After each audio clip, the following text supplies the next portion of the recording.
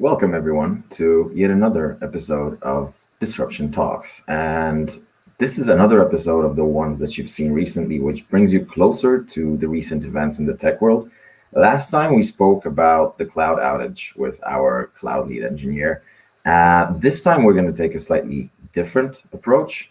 The approach concerns cybersecurity because ransomware and cybersecurity attacks is everything you're hearing recently about in the news, and not just recently, but actually over the couple past months with the US pipeline also being subject to a ransomware attack. But most recently, the R Evil ransomware group has emerged as the world's most notorious in operation since 2018, my notes say. And the interesting thing here is that it's a business model. It's ransomware as a service. It's something that people can use, and R Evil actually gets a cut from that. So we're no longer operating in a world of single predators or negative agents to your cybersecurity of the organization, but rather there are platforms for people to do that. And in the past month, it's extracted 11 million payment from a US subsidiary of the world's largest meatpacking company, demanded 5 million from a Brazilian medical diagnostics company, and most recently, most importantly, and what this episode will be about, it launched a large-scale attack on dozens and perhaps hundreds of companies that use IT management software from Kaseya. Joining us today is Maciej Markiewicz, our cybersecurity lead, to bring us closer to what happened, why it happened, and how can you make sure or just try to be a little bit safer. Hi, Maciej. Hello, Philip. Nice to see you. Here, great to have you here. A good start would be to have a personal intro because I know you, but I want the audience to know you as well. So give us a little bit backstory. Sure, no problem.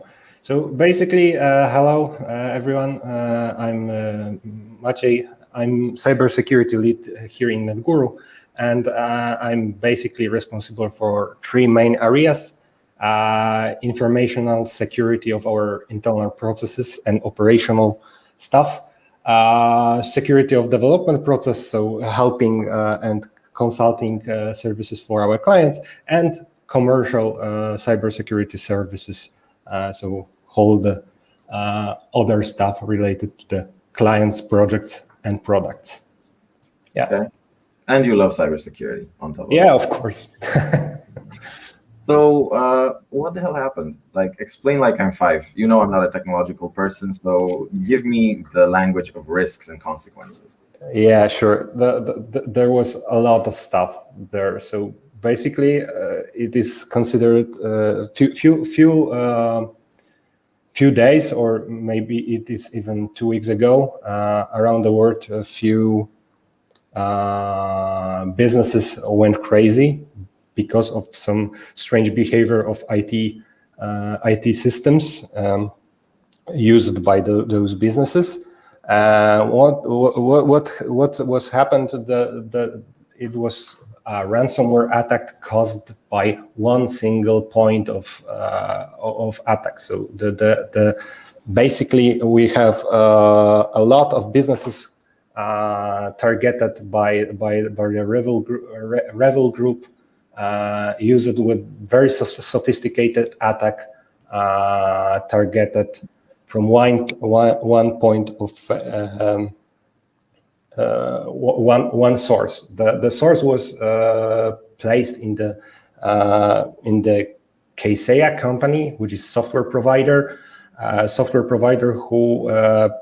who is the author and the provider of the software responsible for managing and monitoring IT ecosystem for small and medium businesses. And the whole thing was what I mentioned. It was very sophisticated attack because we had the group responsible for this attack used the vulnerability in the one software used by all those businesses around the world, and then attacked just only one point. But the result was that we currently have over 1,000 businesses around the world encrypted using the ransomware software. So the story here is like using one attack, we have very colossal results and colossal problem for around the world operators, for around the world businesses, and so on and so on. So very tricky, very sophisticated, as I said. Yeah, and currently we have a situation that all those businesses are encrypted. They cannot operate in the cannot operate, and the ransomware, the target, the group responsible for that is requesting 70 million ransom for publishing the decryptor to release the resources covered by the encryption and ransomware. Okay. So, I mean, if it's 70 million per company or all of them, because if it's all of them, so basically it's just $50,000 per each. They just need to pull it. Yes. That's the funny thing in that the fine or the ransom is not so high because of the scale of the problem. So if you take all the businesses and you will split, the ransom is not so high value, but still we have global scale problem for many businesses. So the ransom is not so high for the scale, but the question is, should they pay the ransom? Who should pay this ransom, and how to proceed with such situation with the global scale? It's about the principle, right? Even if it's just $1, what matters is that the fact that someone did manage to encrypt your entire setup. And yes, but again, the funny thing is that we have the software that was infected or used to prepare attack, the software that is provided by Kaseya, is used to monitor and manage the IT systems for businesses. So basically, this is this kind of tools are used to protect the companies against attacks, because you can monitor the situation and so on and so on. So basically, the whole attack was used using vulnerabilities in the software that should be used to protect somehow the IT infrastructures against the attacks and help companies to manage the IT infrastructure. So what I'm hearing is cybersec attackers no longer target one by one. They get into a platform that is being used by many companies, and that's how they achieve this mass market scale. And this is also done as ransomware as a service, and then it's possible for the victims to crowdsource the funding for the ransom. Welcome to 2021. Yeah, basically, yes. And the interesting thing is that this is not the first attack using this way. A few months ago, we had attack for a security service company. In this case, what was compromised, it was the SolarWind software used to basically protect companies and help them protect against any kind of cyber threats. And again, we had a large-scale attack there, using attacking the very first point in this supply chain, and then spread the attack for other clients, other users of this software. So basically, this is well-known attack and is very, very effective, let's say. just finishing on how crazy 2021 is, I remember that when there was the US coastal pipeline attack, also ransomware, I think it was done by DarkSide, not REvil. And I remember that the consequence of that was how they were criticized about attacking such important infrastructure elements. And after that, they released a code of ethics promising to not attack things like hospitals, foster homes with children, just generally saying, like, listen, we just want to make some money, but we don't want to be too bad. So absolutely. Yeah, during the in the center of pandemic in 2020, there was a case that some kind of ransomware group attacked probably by coincidence attacked one of the hospitals. During the peak of the pandemic here in Europe, probably in Poland even. But there was something similar that the society criticized the whole thing, that who is so cruel to attack the hospital during global pandemic, and the company published the attacker published the decryptor to stop to avoid another escalation. So very interesting situation. Yes, we have woke cyber criminals. I just love it. But let's dive back into this topic. So who are these guys that were behind this attack?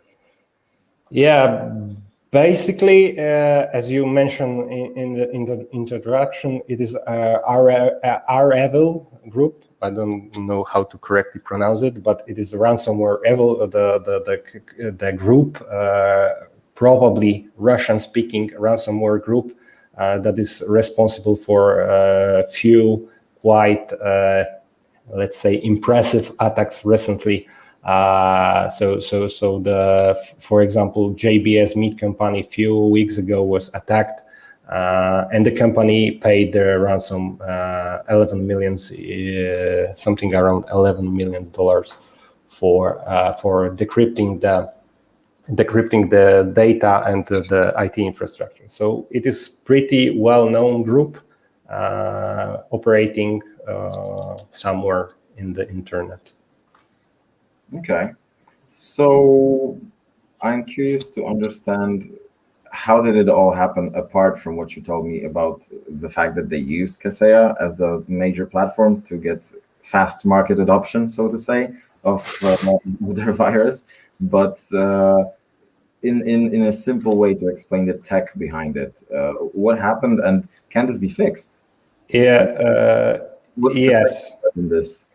Basically, first report said that it is probably the case that attackers injected malicious code into the software, and using the software update feature, it was spread through around the world. But official statements from Kaseya said that it's not the case. They were not found the malicious code inside the software, but the attackers used the vulnerability to bypass the authentication feature in the software, and then they used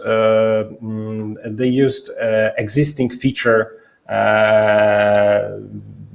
The existing feature to deploy the ransomware. So they use the feature allowed to execute arbitrary code, scripts, etc. inside the devices, computers used that have Kaseya software installed. So basically, they bypassed the authentication, and they used predefined feature to deploy the ransomware on the user's infrastructure.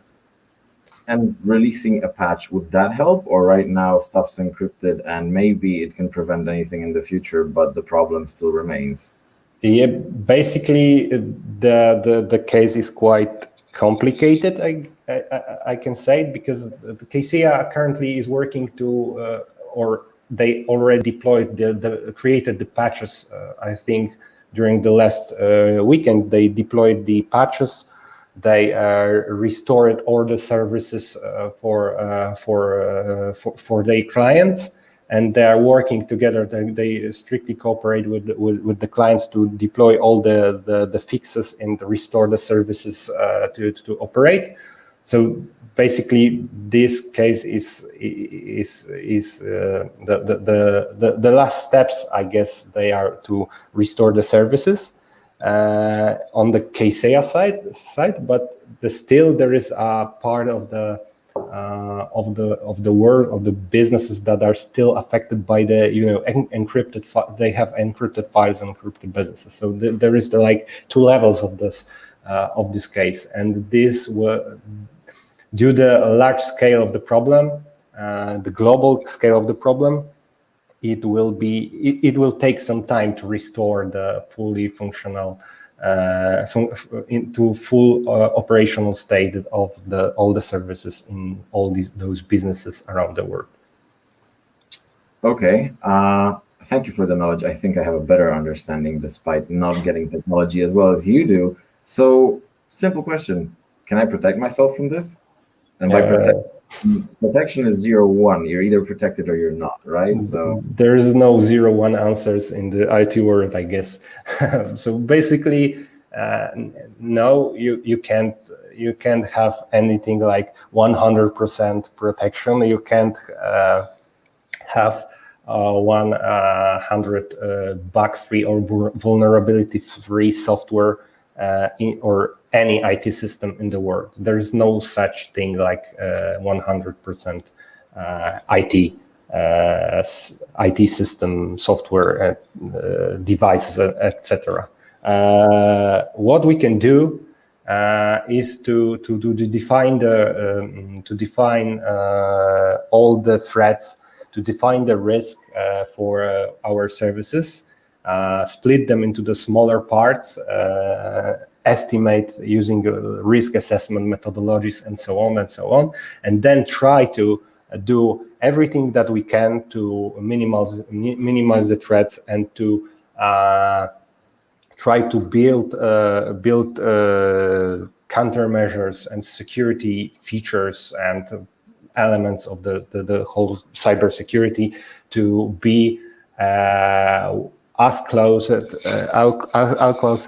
possible to those 100%. But this is the perfect scenario that will never be achievable to get those 100%.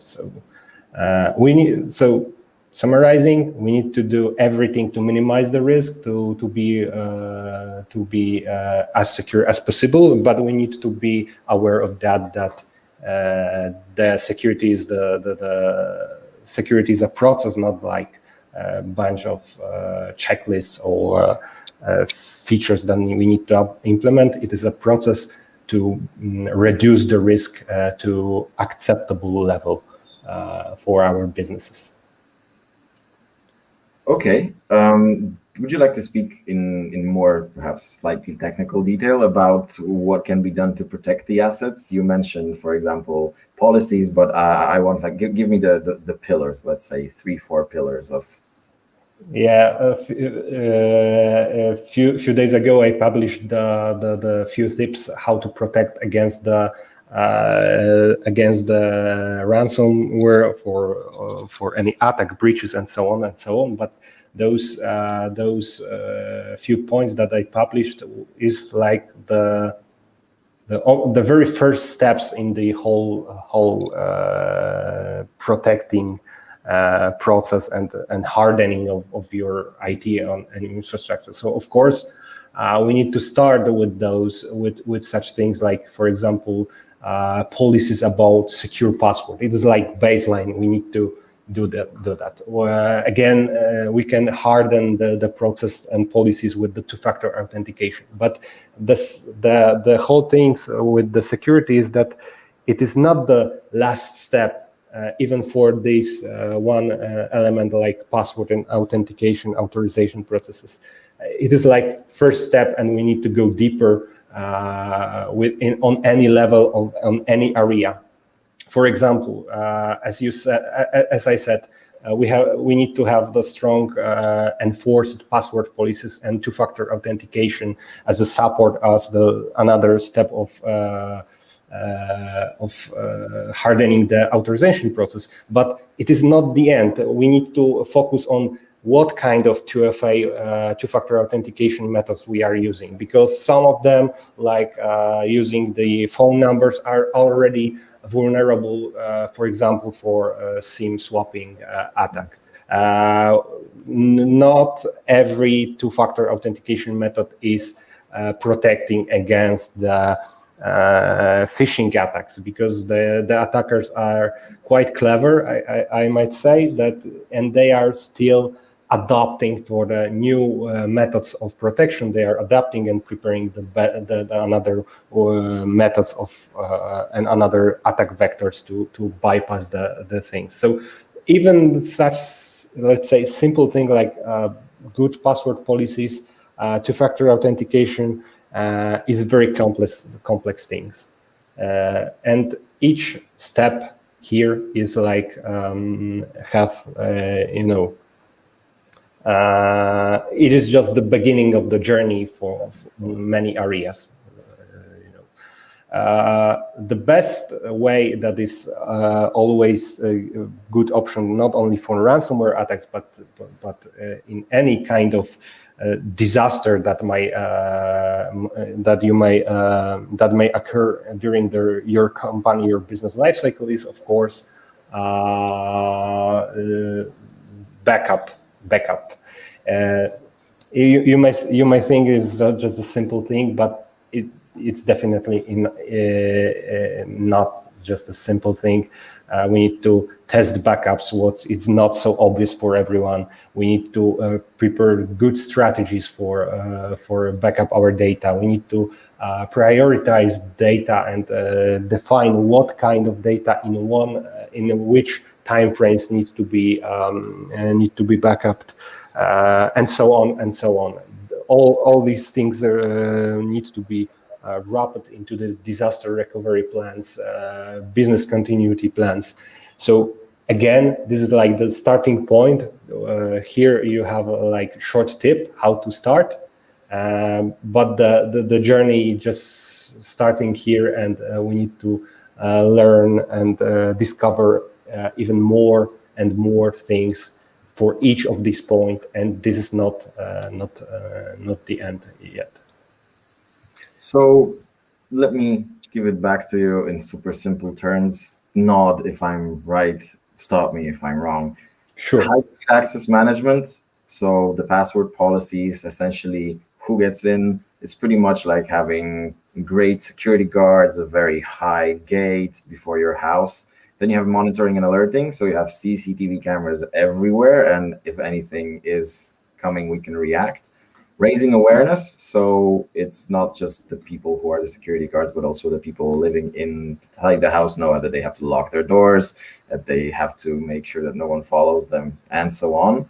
And backups, I don't think there's a metaphor for backups. Backups are just backups. Everybody do your backups and keep them offline sometimes as well. Yeah. And lastly, it's important to emphasize everybody's sort of accountability and responsibility in that, because most of the time it is the human, right? The human error that leads somewhere. Yeah, I would even say that in most cases there is some kind of human factor in there. So you can prepare very well designed software that is really, let's say, imagine the situation that we have this perfect software, but that is 100% bulletproof, which is impossible. But imagine that, and you have the people that operate on this software. If those people are using the same password everywhere and the passwords are leaking, there is no such bulletproof method and gold method to protect against human factors. So what I want to say is, from those points that you mentioned, rising awareness and the educating the people is the I would even say the crucial thing, because the human factor in this whole IT world is most not predictable. It is hard to determine how people will react in different situations. There are emotions. We are just people, so it is. Designing the IT system should be like the whole security feature and security measures should be useful for people, easy to use, transparent as possible. But the awareness of the users, especially in nowadays in the internet era, is the crucial. On each level, starting from like business owners, management, developers, testers, and so on, and on the very end stage, the user themselves. All this chain of people that are using and working with the IT should be aware of the risk of the threats. Okay, so you asked me to imagine something I just did. Now you imagine this. So assumption number one, majority of those mistakes are going to be for a human error reason. Let's say that the ability to social engineer you into giving away your password versus using, I don't know, quantum computing to crack your 64-character password. Most of the time it's going to be this, because this just doesn't make sense financially. It takes time, it costs computing power, and it's easier to just use yes.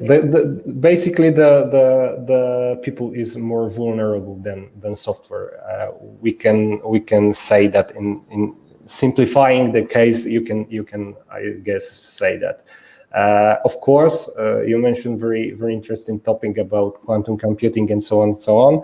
For now, it's not the case, because as you mentioned, it is like a very expensive. It would be very expensive for in the nearest future, but in few years, who knows? Who knows what will happen? And that's exactly what I want to ask you in a few years, because as systems will grow in scale, as the population increases, as everything just grows in numbers and makes it that more difficult to try to educate every person, because there's going to be more and more people within even specific departments that there are now. I don't think it's sustainable to expect for everybody to have that responsibility. It's great if everybody did, but let's be realistic. Humans are humans. Of course. And what I want to ask is your prediction. There's no right or wrong answer here. Is there going to be a future 3, 5, maybe 10 years where the cybersecurity systems will be able to protect me from my human foolishness? As in, one scenario is expecting that everybody in the system, constantly growing, will be educated and responsible. The other side is we need to protect people from themselves, because the people are the problem. Very good question, but it will be hard to guess. Guessing in this case is even very complex. So I will not answer. Okay. I will not try to guess, but I think in my opinion, it would be like constant journey. The whole cyber warfare will be like the bad guys and good guys chasing each other and competing with the building best possible software, and the bad guys who will try to break these security features and so on and so on. So for me, it will be like a constant journey, and yeah, probably this will be the best possible answer that I can provide you now. Okay, I'm rooting for machine learning and AI to protect me from my mistakes in the future. Yeah, but basically, it works like that. In many systems, they have the machine learning that are protecting, analyzing the traffic and detecting the anomalies and so on and so on. But it is quite expensive still, so probably you don't have such a device in your home yet. Not yet, but especially on an organizational level, if something is expensive, sure, but can you afford to not have this expensive thing and have the problem? And this is a key point here to define Is it expensive on we can use more money to protect themselves? The right answer here would be to find the balance, and this is the key point in the cybersecurity level, to find the balance between costs and the good enough, let's say, protection level. So we also have Maciej's post dropped in the comments, everybody watching, so feel free to go to the comments, open it up and have a read. Maciej, there were some interesting points raised under your post. I wanted to ask about 2 or 3. Sure. Backup redundancy, overkill or better safe than sorry? The comment said that I would also add that backup redundancy can help. We have 5 sets of backups: full online, offline, on-demand, cloud, and incremental. Each with its pros and cons, better to be safe than sorry. Some say that it's an overkill, but then again, once something happens, no company will say, oh, I regret that I had such good security, right? So their thinking is more layers of defense, plus even redundant backups would make it harder for the hacker to demand ransom, because at the end of the day, it's power play, right?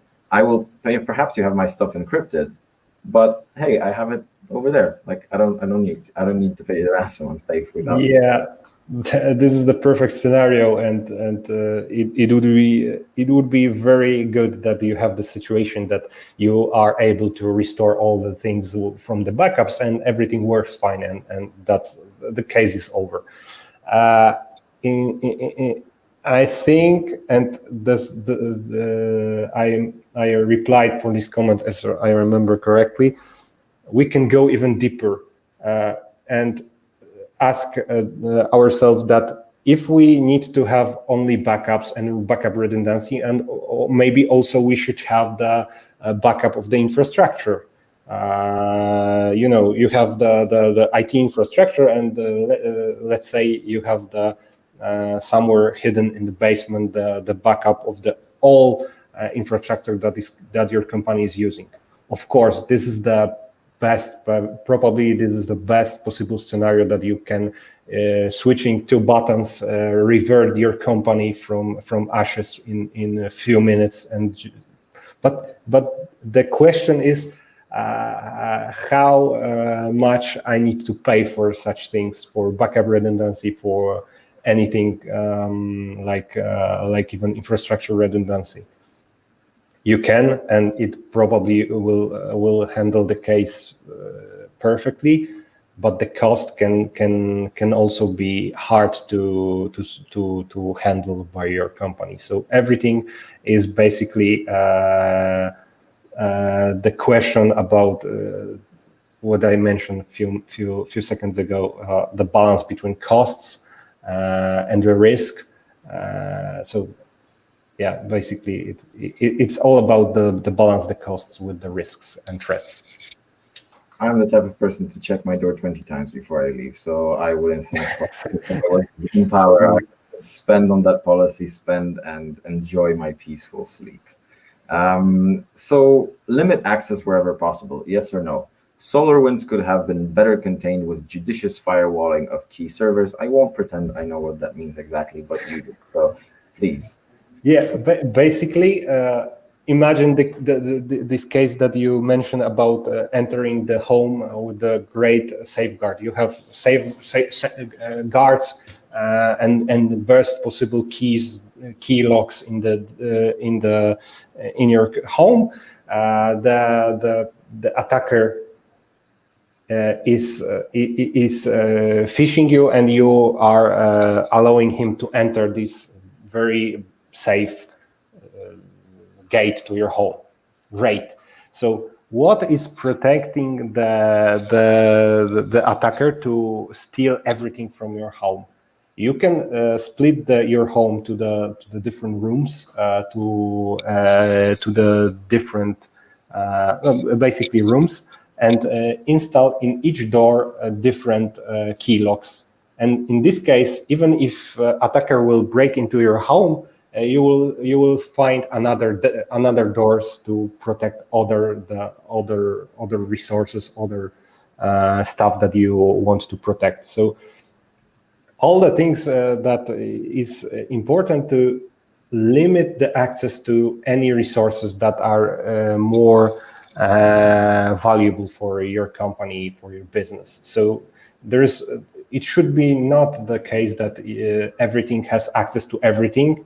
I know that in many cases, transparency is a good way, and we should act in a transparent way. But this is the wrong understanding of transparency. We need to limit access to valuable resources, define the segregation of duties, and mitigate and model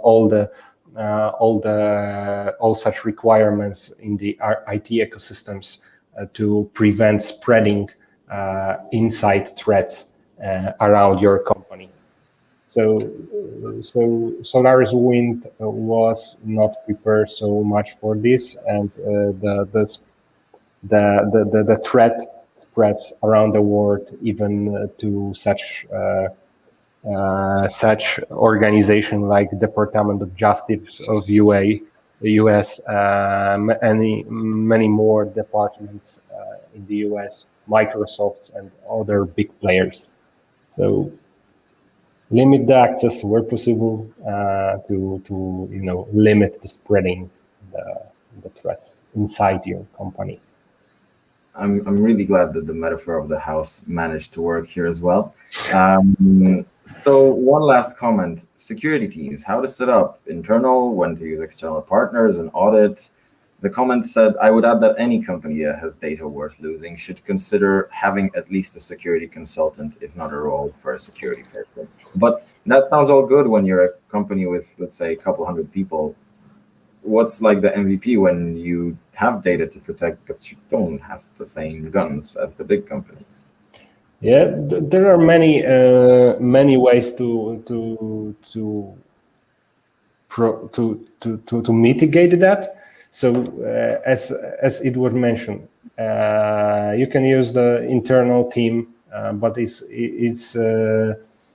expensive to have this such team. For more complex cases, for bigger companies that can afford, I strongly suggest to have such consultants, engineers that are working closely with IT, with operational teams to identify the risk and find the mitigation points to find the methods of protecting and implement this continuously according to the best practices. This is the most, from my perspective, it is the best possible way to implement security in your company. For companies that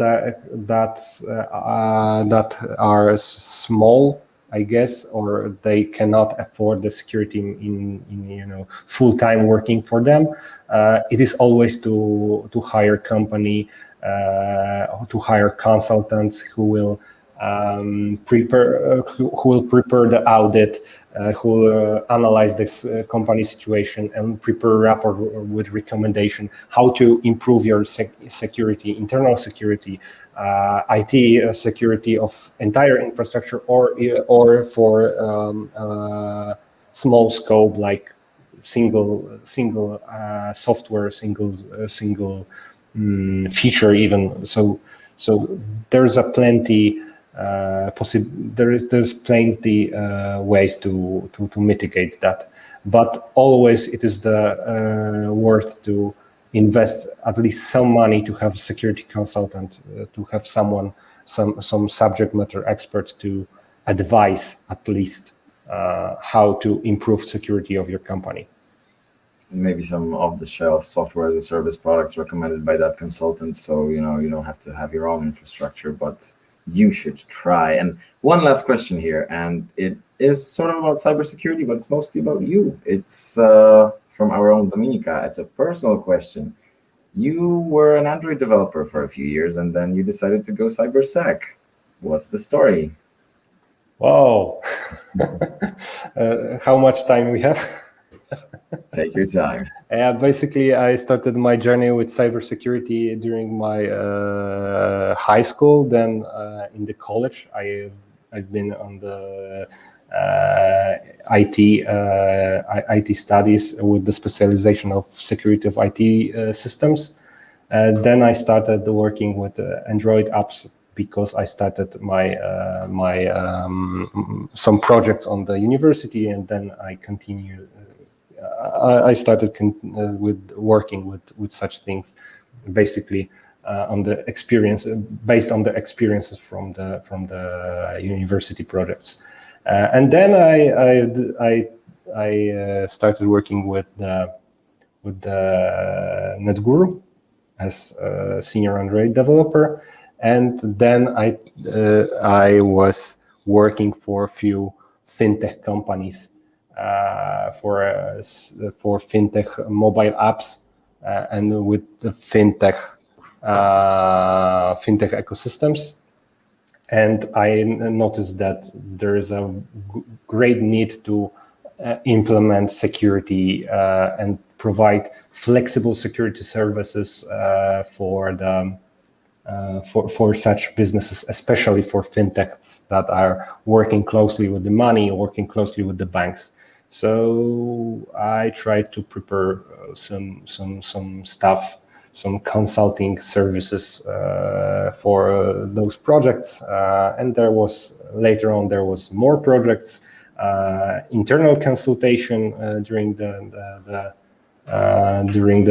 my work here, because Netguru is working on very many projects and from different areas around the world. So there was a lot of cases that required consulting services regarding the cybersecurity, and that's pretty much the story. Currently, I have built the cybersecurity team under the Netguru, and we are providing the services both for internal clients, so Netguru project teams, and commercially for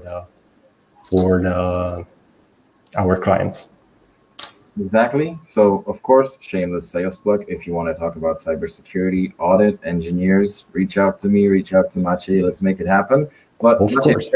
hey, that was a good answer, because it wasn't, I don't know, it just happened. It was an answer of a true calling. You were doing some work, and then you said this work needs to be protected. And so here we are. So really good answer. Thank you so much. Very condensed, because the story is quite longer, but I tried to, Feel free to write another post. I hope it's going to be as popular. Sure, of course.